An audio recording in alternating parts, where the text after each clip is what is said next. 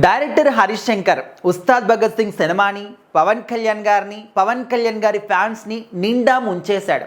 అసలు వాళ్ళ యొక్క ఎక్స్పెక్టేషన్స్ మొత్తాన్ని కూడా మంటలో కలిపేశాడు.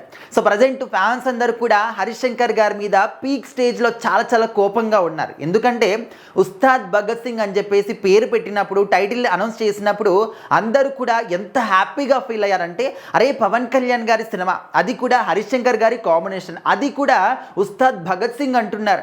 ఖచ్చితంగా ఒక నెక్స్ట్ లెవెల్లో ఉంటుంది సినిమా, సూపర్ డూపర్ హిట్ అవుతుంది, మంచి కంటెంట్ని కూడా ఇస్తూ ఉన్నారు. చాలా సంవత్సరాల తర్వాత వీళ్ళ కాంబినేషన్ మనం చూస్తున్నాము.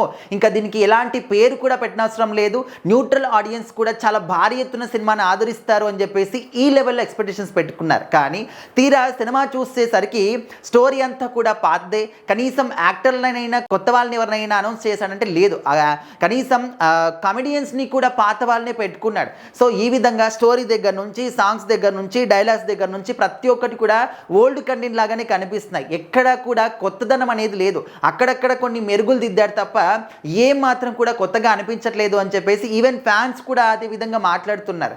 ఎందుకంటే మరి ఒక సినిమా తీస్తున్నప్పుడు దానికి 10 విధాలుగా ఆలోచించాలి. సో ఇప్పటికీ మనము కొన్ని సినిమాల్ని పోల్చుకుంటే, కొన్ని సినిమాలు ఎందుకు, ఈయన సినిమా గబ్బర్ సింగ్ సినిమాతోనే పోల్చుకుంటే ఆ సినిమాలో కూడా పవన్ కళ్యాణ్ గారు పోలీస్ క్యారెక్టర్, ఈ సినిమాలో కూడా పోలీస్ క్యారెక్టర్. అండ్ అక్కడ ఉన్నటువంటి కామెడియన్స్ వాళ్ళే, ఇందులో ఉన్నటువంటి కామెడియన్స్ కూడా వాళ్ళే, స్టోరీ అదే, ఈ స్టోరీ కూడా అదే. అంటే అన్నీ కూడా మ్యాచ్ అయిపోతాయి. ఇంకా కొత్తదనం ఏముంది ఇందులో?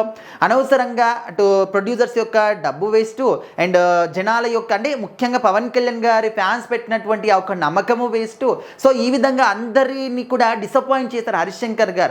అసలు మీరు సినిమా తీస్తున్నారని చెప్పినప్పుడు, పవన్ కళ్యాణ్ గారి కథ చెప్పినప్పుడు ఆయనైనా కనీసం ఈ కథ అంతా కూడా కొత్తగా లేనట్టుంది, వద్దు అని చెప్పుంటే బాగుండేదేమో.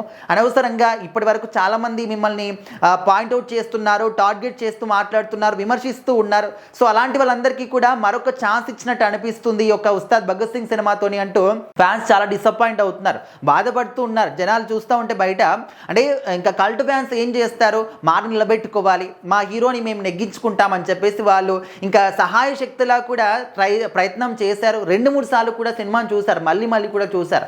అయినప్పటికీ కూడా కలెక్షన్ల పరంగా చూసుకుంటే కనీసం బ్రేక్ ఈవెన్ కూడా కాలేదు. ఇప్పటి వరకు ఒక 15-16 రోజులు అవుతుంది సినిమా రిలీజ్ అయ్యి, కనీసం ఒక 100 కోట్ల షేర్ కూడా రాలేదన్నమాట సినిమాకి. అంటే డిస్ట్రిబ్యూటర్లు కావచ్చు, లేకపోతే చాలామంది కూడా నష్టపోతున్నారు ఈ సినిమా వల్ల. సో ఖచ్చితంగా ఇంకా అప్పట్లో మనం చూసుకుంటే సినిమా వచ్చినటువంటి 1 వీక్కి కనీసం థియేటర్ యొక్క ఎవరైతే మెయింటెనెన్స్ ఉంటారో ఆ డబ్బులు కూడా వచ్చుండవేమో కొన్ని థియేటర్స్లో అని చెప్పేసి కూడా మాట్లాడుకున్నారు. అంటే ఆ మేరకు ఇంత ఇంపాక్ట్ ఏ విధంగా క్రియేట్ చేశారంటే కంప్లీట్గా హరీష్ శంకర్ గారి ఒక దర్శకత్వమే అని చెప్పేసి అయితే ఫ్యాన్స్ క్లియర్ కట్గా చెప్పేస్తున్నారు. మరి ఇలాంటి సినిమాలు చేయకుండా ఉంటేనే బాగుంటుంది. అనవసరంగా అటు హీరోకి ఫేమ్ పార్ట్ చేస్తున్నారు, జనాల డబ్బులు వేస్ట్.